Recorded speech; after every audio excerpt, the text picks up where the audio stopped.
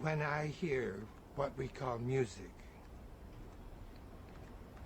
it seems to me that someone is talking, and talking about his feelings or about his ideas of relationships.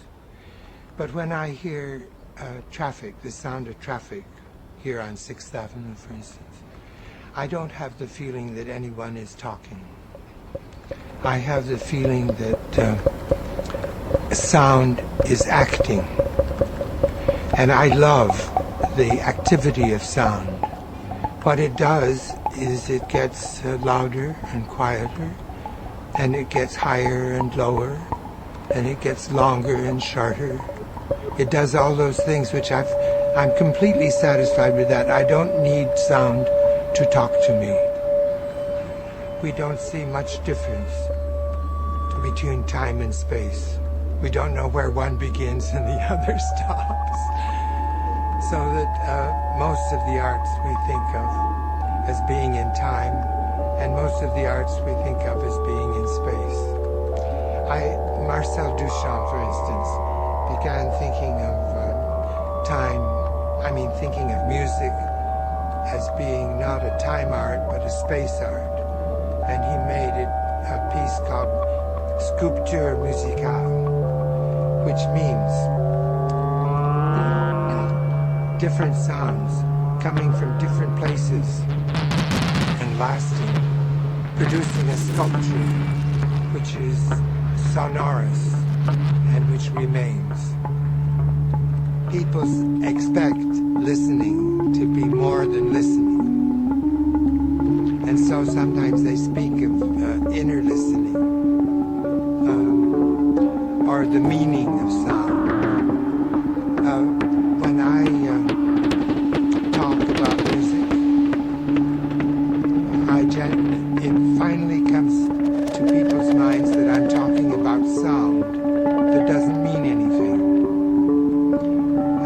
that is not inner, but is just outer. And they say, that these people who understand that finally say, you mean it's just sounds? Thinking that for something to just be a sound is to be useless. Whereas I love sounds just as they are. And I have no need for them to be anything more than what they are. I don't want them to be psychological. I don't want a sound to pretend that it's a bucket, or that it's a president, or that it's in love with another sound. I just want it to be a sound. And I'm not so stupid either. There was a German philosopher who's very well known, Immanuel Kant, and he said there are two things that don't have to mean anything. One is music, and the other is laughter.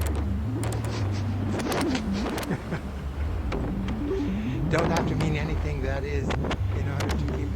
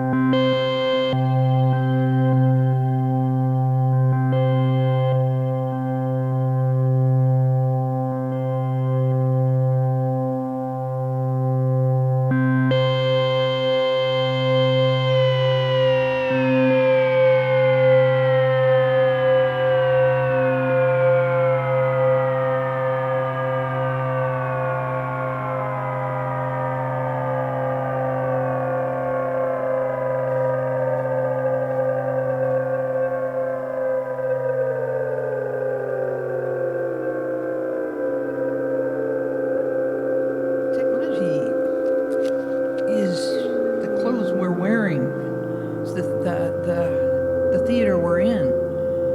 Technology is kind of what human beings do with the world. It doesn't just mean high tech. And that seems maybe a quibble, but it's a really big distinction. Technology is just knowing how to light a fire. And we have used technology since we learned how to light fires and knock rocks together, you know. And we've used it in this sort of incredibly increasing rate and velocity and size and so on until we are perhaps, well, maybe we always were a little more controlled by our technology than we realized, but now we are being very much controlled by our technology because it has become so complicated and we are so dependent on it. And we have sort of eliminated alternatives, simpler alternatives, in favor of more complicated ones. And of course, it's not just the woman's voice that's missing. Women are simply a very large part, probably the largest part, of the voices that have not been heard. And that's, genderly speaking, that's not just women, but all kinds of other genders. And in white America and white Europe, people of other color, you know, in a sense, it's the unheard voices that, if we're going to get anywhere, we really have to start listening to each other and to the voices that we have not listened to, because I have to say that this sort of the dominant European white imperial voice has got us where we are, and it's not a very good place to be right now.